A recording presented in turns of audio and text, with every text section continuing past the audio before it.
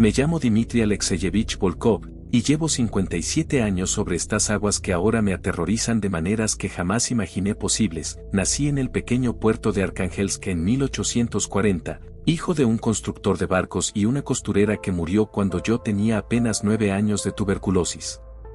Mi padre me llevó al mar por primera vez cuando cumplí los 11, en un pesquero de arenques que olía a sal, sudor y esperanza rota. Recuerdo que vomité durante 3 días seguidos, pero mi padre, Alexei Volkov, que Dios tenga en su gloria, me obligó a quedarme en cubierta cada mañana hasta que mi estómago aprendió el ritmo de las olas. Para cuando cumplí 15 años, ya había navegado más kilómetros que la mayoría de los hombres en toda su vida. Me enrolé en barcos balleneros cuando tenía 18, y pasé los siguientes 39 años cazando desde el Atlántico Norte hasta las aguas heladas del Ártico. He visto ballenas grises del tamaño de casas, orcas que cazaban en manadas como lobos marinos, calamares gigantes arrastrados desde profundidades que ningún hombre debería conocer.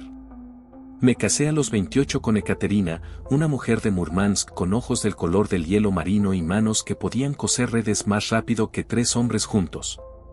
Tuvimos 4 hijos, 3 varones y una niña. 2 de mis hijos murieron antes de cumplir 5 años, uno de fiebre escarlata y otro ahogado en el río cerca de nuestra casa cuando se rompió el hielo en primavera. Mi hija Elena se casó con un comerciante de pieles y vive ahora en San Petersburgo, un lugar demasiado ruidoso y civilizado para mi gusto. Mi hijo sobreviviente, Mikhail, trabajaba conmigo en los barcos hasta que perdió 3 dedos de la mano izquierda en un accidente con los aparejos en 1895. Ahora administra un pequeño almacén de suministros navales en el puerto. Mi Ekaterina murió hace 2 años de un cáncer que le carcomió los pulmones lentamente, dolorosamente, mientras yo estaba en el mar persiguiendo ballenas azules cerca de Islandia. No llegué a tiempo para despedirme. Desde entonces, el mar ha sido mi único hogar verdadero, mi único consuelo, aunque también mi prisión. He sobrevivido a 3 naufragios, he visto morir a más de 20 hombres bajo mi mando, he cazado ballenas que luchaban con una furia que parecía casi humana, pensaba que lo había visto todo, que el océano ya no guardaba secretos que pudieran sorprenderme o horrorizarme. Estaba completamente equivocado. Fue en marzo de 1897 cuando recibí la propuesta que cambiaría todo. Yo estaba en Murmansk, bebiendo vodka barato en una taberna del puerto llamada El Ancla Oxidada, un lugar donde los marineros viejos como yo íbamos a gastar nuestras últimas monedas y recordar tiempos mejores. El propietario, un tuerto llamado Grigori Petrov, servía un vodka que quemaba la garganta como ácido pero que al menos te hacía olvidar el frío que se metía en los huesos.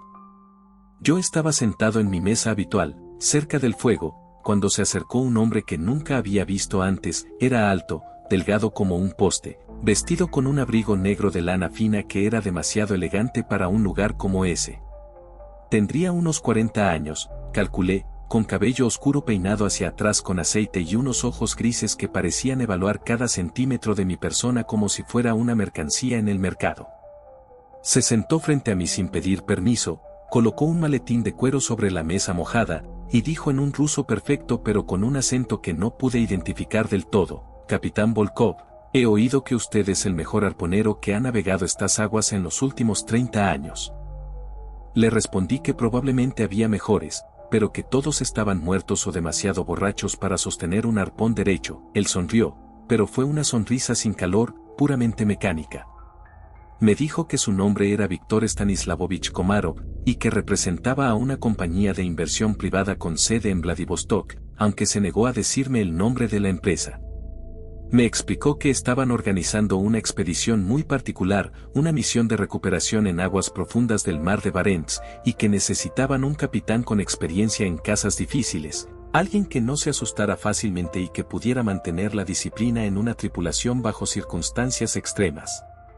Le pregunté qué estaban buscando exactamente. Él abrió su maletín y sacó un sobre manila grueso, del cual extrajo varias fotografías borrosas que parecían haber sido tomadas desde un barco en movimiento. Las imágenes mostraban algo en el agua, algo grande y oscuro que dejaba una estela de espuma blanca detrás. Hay informes, me dijo Komarov mientras encendía un cigarrillo turco que llenó el aire de un humo dulzón y denso, de encuentros con especímenes marinos inusuales en esta región. Especímenes de valor científico incalculable. Nuestra compañía está dispuesta a invertir recursos considerables para capturar o al menos documentar uno de estos especímenes. Le dije que parecía una expedición científica más que una operación de pesca, y que había universidades y museos que organizaban ese tipo de cosas. Él negó con la cabeza y me miró directamente a los ojos con una intensidad que me resultó incómoda. Esto no es para museos, capitán. Esto es para intereses privados muy específicos que pagan muy bien. Y estamos hablando de 5.000 rublos por mes, más un bono de 50.000 rublos si tenemos éxito en la captura. Casi me atraganto con mi vodka. 5.000 rublos era más de lo que ganaba en un año completo cazando ballenas. 50.000 era una fortuna que podría mantener a mi familia durante el resto de sus vidas. Durante los siguientes 10 días, tuve 3 reuniones más con Komarov, cada una en lugares diferentes y cada vez más extraños. La segunda fue en un almacén abandonado cerca de los muelles, donde me mostró planos detallados del barco que usaríamos, un ballenero reconvertido llamado el Leviatán, equipado con maquinaria que nunca había visto en una embarcación civil. Había cabrestantes de acero capaces de levantar 50 toneladas, redes reforzadas con cables de metal trenzado, arpones con puntas especiales hechas de algún tipo de aleación que él se negó a especificar. Son puntas perforantes de alta tensión, fue todo lo que dijo, diseñadas para penetrar material orgánico extremadamente resistente. También había equipo que parecía más apropiado para una operación militar que para una expedición científica, cajas selladas con etiquetas en alemán que no pude leer, cilindros de metal con válvulas y medidores, y varios contenedores refrigerados que emitían un zumbido eléctrico constante. Le pregunté directamente si esto era legal, si teníamos los permisos necesarios del gobierno. Komarov sacó un sobre grueso lleno de documentos oficiales con sellos imperiales que parecían auténticos, aunque algo en la forma en que los manejaba me hizo sospechar que al menos algunos eran falsificaciones. Todo está en orden, capitán, me aseguró. Tenemos autorización del Ministerio Naval para operar en esas aguas. Es una misión científica patrocinada privadamente con respaldo gubernamental. Debí haberme ido en ese momento, debí haber tomado mis dudas como lo que eran, advertencias de una mente que había sobrevivido décadas en el mar precisamente porque sabía cuando algo olía mal. Pero pensé en Elena en San Petersburgo, en Mikhail con su mano mutilada tratando de mantener a su propia familia, en los años que me quedaban antes de ser demasiado viejo para ser útil a nadie. Pensé en 50.000 rublos y en la posibilidad de morir como algo más que un marinero borracho en una taberna portuaria. La tercera reunión fue en las oficinas de un notario en el centro de Murmansk, un edificio de piedra gris que olía a papel viejo y cera de vela. Allí conocí a los otros 2 miembros clave de la expedición, el primer oficial, un sueco llamado Lars Henrik Bergström, un hombre enorme de casi 2 metros de altura con una barba roja que le llegaba al pecho y manos como jamones que habían estrangulado más de una pelea en tabernas alrededor del mundo, y el científico a cargo, un alemán nervioso llamado Dr. Friedrich Wilhelm Hartmann, un hombre pequeño de unos 50 años con lentes redondos de montura dorada y un tic nervioso que le hacía parpadear el ojo izquierdo cada pocos segundos. Bergström tenía experiencia en expediciones árticas y había trabajado en barcos de investigación noruegos que estudiaban corrientes oceánicas y migraciones de peces. Hartmann, según Komarov, era un biólogo marino de renombre que había publicado varios artículos sobre especies abisales en revistas científicas alemanas y rusas. Los 3 firmamos contratos de 20 páginas llenos de cláusulas de confidencialidad, acuerdos de no divulgación, y párrafos legales tan densos que me dolió la cabeza tratando de entenderlos. El notario, un hombre calvo con bigote de morsa que no pronunció más de 5 palabras durante toda la reunión, selló cada página con un sello de cera roja y nos hizo firmar en presencia de 2 testigos que parecían aburridos y ansiosos por terminar. Recibí un adelanto de 2.000 rublos en monedas de oro que pesaban como piedras en mi bolsillo.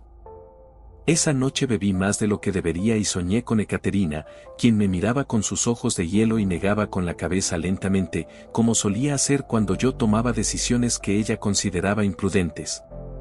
Zarpamos de Murmansk el 2 de abril de 1897, con el Leviatán completamente abastecido y una tripulación de 18 hombres además de nosotros 4. La mayoría eran marineros experimentados que Komarov había reclutado personalmente, hombres rudos de puertos rusos y escandinavos que no hacían muchas preguntas mientras el pago fuera bueno.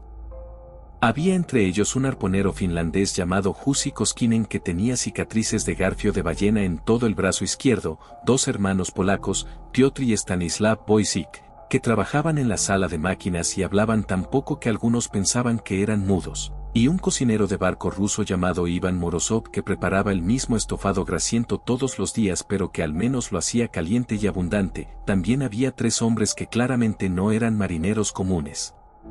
Tipos duros y callados que permanecían juntos, que llevaban armas de fuego ocultas bajo sus chaquetas y que Komarov presentó vagamente como consultores de seguridad. Uno de ellos, un hombre de aspecto asiático con una cicatriz que le atravesaba toda la mejilla derecha, me miraba constantemente con una expresión que no podía descifrar si era de evaluación o desprecio. El primer día de navegación fue normal, con vientos favorables del suroeste que nos empujaban hacia mar abierto a buen ritmo. Pero en la segunda noche, cuando estábamos aproximadamente a 200 kilómetros de la costa, comenzaron las anomalías. Primero fue la niebla, una niebla densa y antinatural que apareció en cuestión de minutos cuando todos los pronósticos indicaban cielos despejados. Era una niebla que parecía absorber el sonido, que hacía que nuestras voces sonaran amortiguadas y extrañas. Bergström, que estaba en el timón, me llamó a la cabina de mando y me mostró la brújula magnética. La aguja giraba lentamente en círculos sin detenerse en ningún punto fijo. Interferencia magnética, dijo con su acento sueco marcado, quizás depósitos de hierro en el fondo marino. Pero su voz sonaba insegura, y vi que sus nudillos estaban blancos de la fuerza con que agarraba el timón. Al tercer día, 4 miembros de la tripulación reportaron el mismo sueño. Estaban bajo el agua, hundiéndose lentamente en oscuridad absoluta, y desde abajo algo inmenso subía hacia ellos, algo con ojos que brillaban con una luz verdosa y enferma. Uno de ellos, un marinero joven llamado Alexei Sokolov de apenas 23 años, estaba tan perturbado que se negó a trabajar en cubierta durante todo ese día y tuvo que ser amenazado con reducción de paga por Komarov antes de volver a sus funciones. Le pregunté al Dr. Harman si había alguna explicación científica para sueños compartidos. Él ajustó sus lentes nerviosamente, hizo parpadear su ojo izquierdo 3 veces seguidas y murmuró algo sobre sincronización de patrones de sueño REM debido al estrés compartido y el confinamiento en espacios reducidos, pero incluso él parecía no estar convencido de sus propias palabras.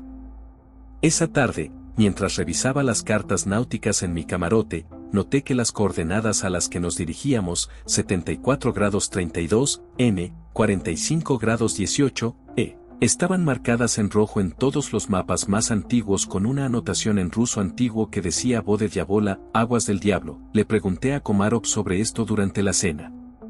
Él cortó su carne mecánicamente, masticó lentamente, y finalmente dijo, nombres supersticiosos de marineros ignorantes del siglo pasado. No significan nada. Pero noté que no me miró a los ojos mientras lo decía. El cuarto día amaneció con un cielo del color del plomo fundido y un mar completamente en calma, tan liso como un espejo que reflejaba las nubes grises en una simetría perfecta y perturbadora. No había viento, no había olas, ni siquiera el suave balanceo que es constante en el océano. El Leviatán se deslizaba por el agua impulsado solo por sus motores de vapor, dejando una estela que parecía una herida negra en esa superficie perfecta. Los hombres trabajaban en silencio, y noté que muchos miraban constantemente por la borda como esperando ver algo. Al mediodía, Jussi Koskinen gritó desde la proa y señaló hacia el agua. Todos corrimos a ver, había algo flotando a unos 100 metros del barco, algo grande y oscuro. Bergström ordenó reducir velocidad y acercarnos cautelosamente. A medida que nos aproximábamos, la forma se hizo más clara, era el cadáver hinchado de una ballena azul, pero con heridas que ninguno de nosotros había visto nunca. Toda su sección media había sido arrancada, no cortada limpiamente como haría un arpón o una hélice, sino desgarrada como si algo la hubiera mordido y arrancado un pedazo de varios metros. Los bordes de la herida eran irregulares, con marcas que parecían dientes pero espaciadas de una forma imposible. El Dr. Hartman insistió en tomar muestras. Nos acercamos tanto que el olor a putrefacción era insoportable, y él bajó en un bote pequeño con 2 de los consultores de seguridad para recolectar tejido. Desde la cubierta del Leviatán, observé cómo extraían pedazos de carne con instrumentos quirúrgicos y los colocaban en contenedores sellados. Cuando regresaron una hora después, Harman estaba pálido y temblando. Las marcas dentales, me dijo esa noche cuando todos los demás dormían, son de un animal con un diámetro de mandíbula de al menos 15 metros, no existe ninguna especie conocida con esas características. Le pregunté qué pensaba que podría hacer eso. Él se quitó los lentes, los limpió nerviosamente con su pañuelo, y susurró, prefiero no especular, capitán. El quinto día, los instrumentos comenzaron a fallar sistemáticamente. Primero fue el cronómetro de precisión que usábamos para calcular la longitud, que de repente empezó a correr el doble de rápido sin razón aparente. Luego el barómetro de mercurio estalló espontáneamente en la cabina de navegación, salpicando gotas de metal líquido por todas partes que tuvimos que limpiar con extremo cuidado. El sextante mostraba lecturas que ubicaban nuestra posición a veces 100 kilómetros al norte de donde debíamos estar, y otras veces nos colocaba en medio de tierra firme. Bergstrom intentó tomar lecturas estelares esa noche, pero las estrellas mismas parecían estar en posiciones ligeramente incorrectas, como si el cielo se hubiera desplazado unos grados desde la última vez que lo consultamos. Es imposible, murmuró el sueco, las estrellas no se mueven así. Los motores de vapor empezaron a emitir un sonido diferente, un gemido metálico grave que parecía vibrar en los huesos más que en los oídos.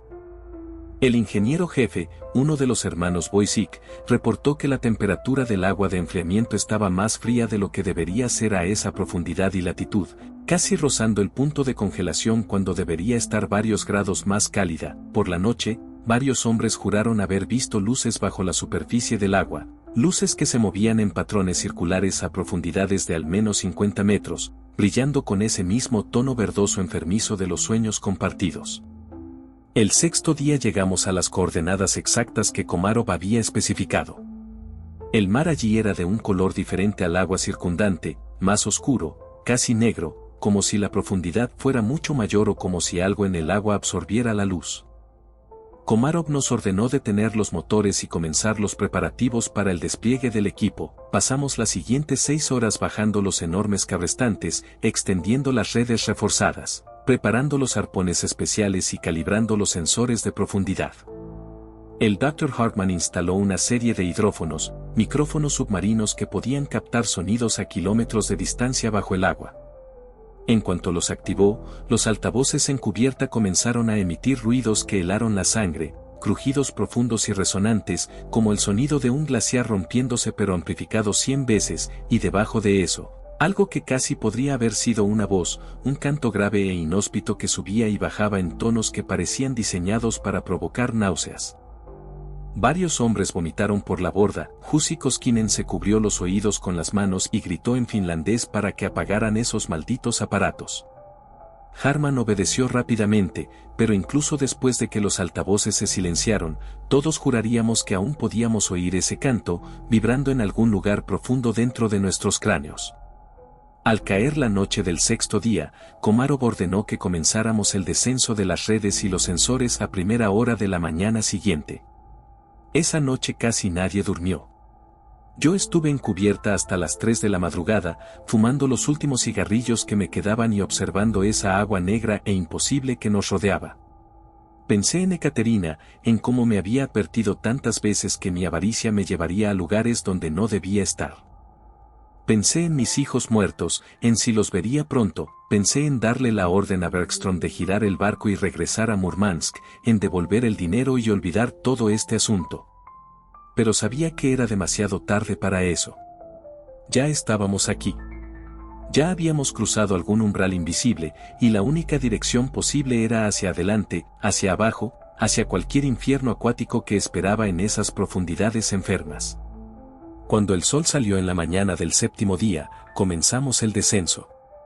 Las redes bajaron lentamente, metro a metro, con los cabrestantes gimiendo bajo el peso del cable de acero. A 100 metros de profundidad, los sensores de temperatura registraron una caída brusca de 12 grados en cuestión de 20 metros.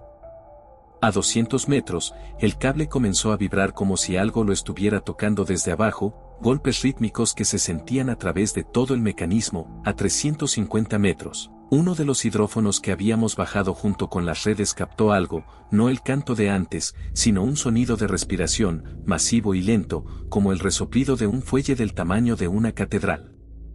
Harman estaba inclinado sobre sus instrumentos, anotando lecturas frenéticamente en un cuaderno con manos que temblaban tanto que apenas podía escribir legiblemente. Komarov estaba junto a él, observando los medidores con una expresión que era mitad fascinación y mitad algo que podría haber sido miedo. Bergstrom controlaba los cabrestantes personalmente, sus enormes manos ajustando la velocidad de descenso con una precisión nacida de décadas de experiencia. Yo estaba en la barandilla, mirando el cable que desaparecía en esa agua negra, cuando sentí algo que nunca había sentido en todos mis años en el mar, la absoluta certeza de que estábamos siendo observados desde abajo, evaluados, medidos por una inteligencia antigua y hambrienta que había esperado en esas profundidades durante más tiempo de lo que la mente humana podía comprender. Y entonces, a 460 metros de profundidad, algo agarró nuestras redes. La batalla para recuperar el equipo duró casi 20 minutos que parecieron horas. Víctor y Dimitri jalaban las cuerdas con una desesperación que nunca había visto en hombres de mar, sus manos sangrando a través de los guantes mientras el cable se tensaba y aflojaba en un ritmo que parecía casi intencional. Como si algo abajo estuviera jugando con nosotros, midiendo nuestra fuerza, estudiando nuestra determinación. El doctor Petrov gritaba instrucciones contradictorias, su compostura científica completamente destrozada, mientras el capitán Volkov miraba las profundidades con una expresión que nunca olvidaré. No era miedo exactamente, sino el horror de un hombre que finalmente comprende que ha cruzado un límite que jamás debió tocarse. Cuando finalmente logramos subir la red, lo que vino con ella cambió todo lo que creía saber sobre el océano y las criaturas que lo habitan. No era una anguila, ni un pez, ni nada que tuviera derecho a existir según las leyes de la naturaleza que conocíamos. La criatura medía aproximadamente 3 metros de largo, pero su grosor era lo que primero robaba el aliento, casi 1 metro de diámetro de puro músculo serpenteante que se retorcía con una fuerza que hacía crujir las cuerdas de acero. Su piel no reflejaba la luz como la de un pez normal, la absorbía, creando un efecto visual perturbador donde parecía ser más oscura que la oscuridad misma, como si fuera un agujero viviente en la realidad.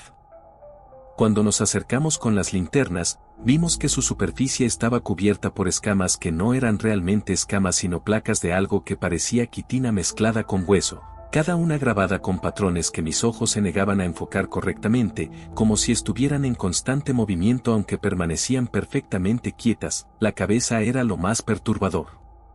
No tenía mandíbulas como las conocíamos sino una abertura circular rodeada por 3 hileras de dientes que giraban independientemente, cada diente del tamaño de mi pulgar y curvado hacia adentro de manera que cualquier presa atrapada sería arrastrada inexorablemente hacia las profundidades de su garganta.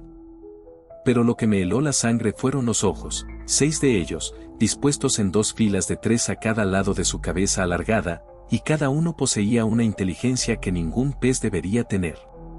No eran los ojos muertos y vidriosos de un tiburón o la mirada simple de un atún. Estos ojos nos observaban con comprensión, con evaluación, con algo que solo puedo describir como desprecio antiguo. Víctor dejó caer la cuerda cuando la criatura giró todos sus ojos hacia él simultáneamente, y juró que escuchó una voz en su cabeza susurrando en un idioma que no conocía pero que entendía perfectamente: «Nos lleváis a nuestro hijo». El doctor Petrov se acercó con su cuaderno, sus manos temblando tanto que apenas podía escribir, murmurando clasificaciones taxonómicas que sabía que eran inútiles. La bioluminiscencia no es bioluminiscencia real, tartamudeó, señalando pequeños órganos que pulsaban a lo largo del cuerpo de la criatura. La luz viene de dentro pero no es producida por químicos. Es como si estuviera canalizando algo más, como si fuera un conducto para una energía que no deberíamos poder ver. Cuando tocó uno de estos órganos con un instrumento metálico, saltó una chispa y el doctor cayó hacia atrás, gritando que había visto galaxias enteras en ese instante de contacto, océanos tan profundos que nuestro planeta entero cabría en ellos como una gota de agua. Alexei, nuestro cocinero que había visto ballenas destrozar barcos y tormentas tragarse flotas enteras, Vomitó por la borda cuando la criatura abrió su boca y reveló que su garganta estaba forrada no con carne sino con algo que parecía coral viviente, pulsante, de un color que no existe en ningún espectro visible para los humanos normales. «Esto no puede ser una cría», susurró el capitán, pero todos sabíamos que lo era. Las proporciones, la piel aún no completamente endurecida, los movimientos todavía torpes comparados con la gracia mortal que habíamos visto en las profundidades. Si esto era un infante, ¿qué demonios eran los adultos? No tuvimos que esperar mucho para descubrirlo. La primera emergió justo cuando el sol comenzaba a ponerse, transformando el agua en una sopa de sangre y oro. Víctor la vio primero, señalando con un dedo tembloroso hacia algo que romper la superficie a unos 200 metros del barco. Al principio pensé que era una ballena emergiendo para respirar, pero la forma era completamente incorrecta, demasiado larga, demasiado deliberada en sus movimientos. Cuando la cabeza completa salió del agua, todos retrocedimos instintivamente. Era idéntica a la de la cría que teníamos encubierta pero magnificada a una escala que desafiaba la comprensión. Debía medir más de 10 metros de largo solo la cabeza, con ojos del tamaño de escudos que nos observaban con una fijación que hacía que mi piel se erizara bajo 3 capas de ropa. No parpadeaba. Ninguno de sus 6 ojos parpadeaba mientras nos estudiaba, y podía jurar que veía algo moverse detrás de esas pupilas negras como pozos sin fondo, como si los ojos fueran ventanas a espacios que existían en dimensiones que nuestras mentes no estaban equipadas para comprender. Dimitri corrió hacia el arpón montado en la proa, pero el capitán Volkov lo detuvo con un grito que era mitad orden, mitad súplica. «No. Mírala. No está atacando». Y tenía razón. La criatura simplemente flotaba allí, la mitad de su cuerpo masivo sobre la superficie, revelando escamas del tamaño de platos de cena que reflejaban la luz del atardecer de maneras que lastimaban los ojos, creando patrones de interferencia que parecían escribir mensajes en el aire mismo. Luego, lentamente, casi ceremoniosamente, comenzó a nadar en círculo alrededor del barco, su movimiento creando olas que mecían nuestra embarcación como si fuera un juguete en una bañera. La segunda adulta apareció por el lado opuesto, emergiendo del agua con un sonido que era como el suspiro de algo inconcebiblemente antiguo despertando de un sueño milenario. Era aún más grande que la primera, su cuerpo serpenteante extendiéndose más allá de lo que podíamos ver en el agua oscurecida, marcas de batalla cruzando sus flancos en patrones que parecían demasiado regulares para ser accidentales. Cicatrices que formaban símbolos, escritura en un lenguaje anterior al lenguaje. El doctor Petrov las fotografió frenéticamente hasta que su cámara simplemente dejó de funcionar, todas las placas velándose con una luz que no debería haber estado allí, como si la presencia misma de estas criaturas dañara la capacidad de la tecnología para capturar su imagen. La tercera no emergió sino que se elevó lentamente desde las profundidades directamente debajo de nosotros, visible a través del agua como una sombra que crecía y crecía hasta que nos dimos cuenta con horror paralizante de que era más larga que nuestro barco entero. Cuando su cabeza finalmente rompió la superficie a menos de 10 metros de la proa, Alexei cayó de rodillas y comenzó a rezar en un dialecto tan antiguo del ruso que nadie más a bordo podía entenderlo completamente. Esta criatura era diferente de las otras dos, su piel estaba marcada con símbolos que brillaban con una luz interna, no bioluminiscencia sino algo más fundamental, como si estuvieran escritos con la misma sustancia de la que están hechas las estrellas, y cuando abrió su boca, vimos que dentro no había garganta sino un vacío que parecía extenderse infinitamente, un portal hacia profundidades que existían más allá del concepto físico de profundidad. Fue entonces cuando comenzó la comunicación real. No con sonidos, porque estas criaturas no hacían ningún ruido audible a pesar de su tamaño masivo. La comunicación llegó directamente a nuestras mentes, bypassing completamente nuestros oídos, implantándose en nuestros pensamientos como memoria que siempre habían estado allí. Sentí las palabras como presión detrás de mis ojos, como hielo derritiéndose en mi cerebro, como el peso de océanos enteros presionando contra mi cráneo. Habéis tomado lo que es nuestro, llegó el mensaje, no en ruso ni en ningún idioma humano pero entendido perfectamente de todas formas. Habéis descendido donde no tenéis derecho. Habéis perturbado lo que debía permanecer intocado. Víctor sangraba por la nariz, las palabras eran demasiado grandes para su mente, pero no podía apartar la mirada de los ojos que lo observaban. Devolvednos a nuestra cría y quizás, os permitamos regresar a vuestro mundo de superficie y luz. Quedaos con ella y os mostraremos las profundidades de las que venimos, os llevaremos a lugares donde la presión convertirá vuestros huesos en polvo y el frío congelará vuestras almas antes que vuestros cuerpos. El capitán Volkov intentó hablar, intentó explicar que éramos científicos, exploradores, que no queríamos hacer daño, pero las palabras morían en su garganta. La criatura más cercana giró uno de sus ojos masivos directamente hacia él y otra oleada de comunicación telepática nos golpeó a todos simultáneamente, tan intensa que Dimitri cayó inconsciente y no despertaría durante 2 días. Vuestras intenciones son irrelevantes. Vuestro conocimiento es irrelevante. Vuestras vidas son menos que un parpadeo en la existencia de las profundidades. Hemos estado aquí desde antes que vuestras especies primitivas aprendieran a caminar erguidas, estaremos aquí mucho después de que vuestra civilización se desmorone y caiga al olvido. No sois más que visitantes temporales en un mundo que nunca fue vuestro para reclamar. El Dr. Petrov, reuniendo una valentía que no sabía que poseía, dio un paso adelante y gritó hacia las criaturas, ¿qué sois? ¿De dónde venís? La respuesta que recibimos no fue en palabras sino en imágenes, una visión telepática tan intensa y detallada que todos cayeron de rodillas simultáneamente, abrumados por la avalancha de información que se vertía directamente en nuestras mentes. Vi las profundidades del océano como nunca las había visto antes, no como un vacío oscuro sino como un mundo entero lleno de vida y civilización que existía completamente fuera del conocimiento humano. Vi ciudades construidas en el lecho marino a profundidades donde la presión debería pulverizar cualquier estructura, pero estas ciudades estaban hechas de materiales que desafiaban la física como la entendíamos, crecidas más que construidas, estructuras vivientes que respiraban y pensaban y existían en simbiosis con las criaturas que las habitaban. Vi seres que hacían que estas anguillas masivas parecieran pequeñas en comparación, leviatanes que dormían en fosas oceánicas tan profundas que nunca habían sido tocadas por luz solar, ni siquiera en la era cuando los océanos eran jóvenes. Vi bibliotecas de conocimiento grabadas en paredes de coral que había estado creciendo durante millones de años, historias de la Tierra desde antes de los dinosaurios, desde antes de las primeras plantas, desde los días cuando el planeta era apenas más que roca fundida y agua hirviente. Vi la historia de estas criaturas, su evolución no a través de la selección natural sino a través de algo más intencional, más dirigido. Vi cómo habían desarrollado inteligencia cuando los primeros peces apenas estaban aprendiendo a nadar, cómo habían construido su civilización en las profundidades mientras arriba, en tierra, los reptiles dominaban.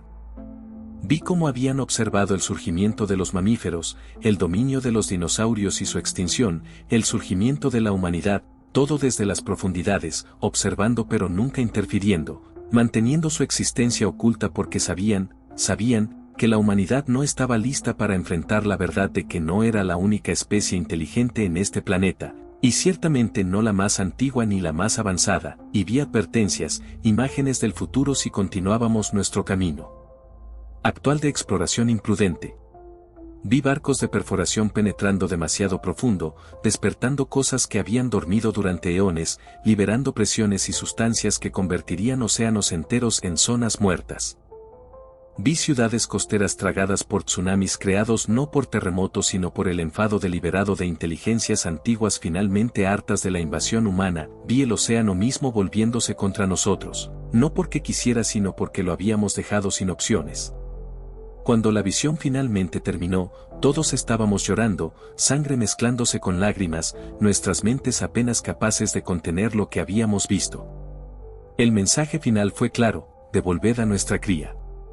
Marchad de estas aguas. Y nunca, nunca, regreséis a las profundidades con vuestros instrumentos y vuestra arrogancia. Hay lugares en este mundo que no son para vosotros, conocimientos que destruirían vuestra frágil comprensión de la realidad. Permaneced en vuestras aguas superficiales, pescad vuestros peces simples, navegad vuestras rutas seguras, pero las profundidades, las verdaderas profundidades, están prohibidas para vuestra especie. No hubo debate, no hubo discusión científica sobre la oportunidad perdida. Con manos temblorosas, Víctor y yo cortamos las cuerdas que sostenían la red que contenía la cría. La pequeña criatura, si algo de ese tamaño podía llamarse pequeño, cayó al agua con un chapoteo que parecía resonar con un alivio palpable. Inmediatamente nadó hacia la adulta más cercana, quien la envolvió en parte de su cuerpo masivo en un gesto que era inconfundiblemente protector, casi maternal. Las tres criaturas adultas comenzaron a hundirse lentamente, sus ojos manteniéndose fijos en nosotros hasta el último momento, pero justo antes de desaparecer completamente, recibimos una última comunicación, más suave esta vez pero no menos aterradora: habéis visto lo que pocos de vuestra especie han visto y sobrevivido. Llevad esta advertencia a vuestro mundo: el océano no es vuestro para tomar. Las profundidades guardan secretos que vuestras mentes no pueden comprender. Respetad los límites o enfrentad consecuencias que harán que vuestras peores pesadillas parezcan sueños placenteros. Esta es nuestra única advertencia. No habrá una segunda. Y luego se fueron, deslizándose en las profundidades hasta que incluso sus siluetas masivas desaparecieron en la oscuridad, dejándonos en un barco que de repente parecía increíblemente pequeño y frágil en la vastedad del océano nocturno. Han pasado 28 años desde ese día en el mar de Ojotsk. El capitán Volkov murió 2 años después. Su último testamento contenía un sobresellado con instrucciones de que solo debía abrirse después de su muerte. Contenía sus notas completas del encuentro, más detalladas de lo que nunca había admitido haber escrito. Víctor se volvió un ermitaño, viviendo en una cabaña en la costa donde pasa sus días mirando el mar pero nunca, jamás, acercándose al agua. Dimitri despertó de su coma de 2 días completamente cambiado, incapaz de mirar el océano sin tener ataques de pánico, y finalmente se mudó tan tierra adentro como pudo, a Mongolia, donde el mar más cercano está a miles de kilómetros. Alexei regresó a la iglesia, se hizo monje, y hasta el día de su muerte hace 5 años, insistió en que lo que vimos ese día fue prueba de que Dios tiene planes y creaciones mucho más allá de lo que la humanidad puede imaginar. El Dr. Petrov intentó publicar sus hallazgos, pero ninguna revista científica los aceptaría. Lo llamaron loco, dijeron que había sufrido algún tipo de psicosis colectiva en el barco. Murió amargado y solo, sus cajas de evidencia fotográfica veladas siendo la única prueba de que algo había ocurrido. Yo sobreviví. Mantuve el silencio durante casi 3 décadas, observando mientras la humanidad avanzaba cada vez más profundo en el océano. Vi la expansión de la minería en aguas profundas, las plataformas de perforación alcanzando profundidades que habrían sido imposibles en 1897. Vi expediciones científicas descendiendo a la fosa de las Marianas con sumergibles cada vez más sofisticados. Y cada vez que veo las noticias de otra expedición a las profundidades, cada vez que leo sobre planes para minar el lecho oceánico en busca de metales raros, siento el peso de aquella advertencia telepática presionando contra mi cráneo como si hubiera sido ayer. Rompo mi silencio ahora porque ya no puedo quedármelo dentro. Porque veo hacia donde nos dirigimos y sé, con una certeza que hiela mi sangre, que estamos acercándonos al límite que nos advirtieron no cruzar. La tecnología moderna nos ha hecho arrogantes, nos ha hecho creer que el océano puede ser conquistado, cartografiado, explotado como cualquier otro recurso natural. Pero hay cosas allá abajo, inteligencias antiguas y vastas, que simplemente están esperando a que crucemos esa línea final. No sé qué pasará cuando lo hagamos. No sé si vendrá como una advertencia adicional o como una retribución inmediata. Pero sé esto: aquellas criaturas no estaban fanfarroneando. Los horrores que me mostraron, las visiones de ciudades costeras destruidas y flotas enteras arrastradas a las profundidades, no eran fantasías diseñadas para asustarnos. Eran predicciones, consecuencias inevitables de continuar por nuestro camino actual de invasión imprudente. A aquellos que planean las próximas expediciones a las profundidades, a las corporaciones que buscan minerales en el lecho marino, a los gobiernos que autorizan perforaciones cada vez más profundas, por favor, escuchen a un viejo marinero que vio lo que yace debajo. El océano no es un recurso vacío esperando ser explotado. Es un mundo completo, habitado por inteligencias que estaban aquí mucho antes que nosotros y que permanecerán mucho después de que nos hayamos ido. Respeten los límites. Respeten las profundidades. Porque la próxima vez que algo emerja de esas oscuridades abisales, podría no venir simplemente a recuperar a sus crías. Podría venir a reclamar lo que siempre ha sido suyo, el océano mismo. Esta es mi advertencia. Esta es mi confesión. Compartan esta historia, díganles a otros, hagan que la gente entienda que hay límites que no debemos cruzar, profundidades que no debemos explorar. Dense like si creen que deberíamos respetar las profundidades, suscríbanse si quieren más historias de lo que realmente acecha en los lugares oscuros del mundo. Compartan esto con cualquiera que esté involucrado en exploración oceánica, comenten si alguna vez han sentido que el mar esconde más de lo que nos atrevemos a admitir. Porque este no es solo entretenimiento, no es solo una historia de terror marina más. Es una advertencia real de alguien que vio el abismo mirar hacia atrás y que sabe que la próxima vez que miremos demasiado profundo, el abismo no solo mirará de vuelta sino que nos arrastrará hacia abajo, a profundidades donde ni siquiera nuestros huesos sobrevivirán para contar la historia.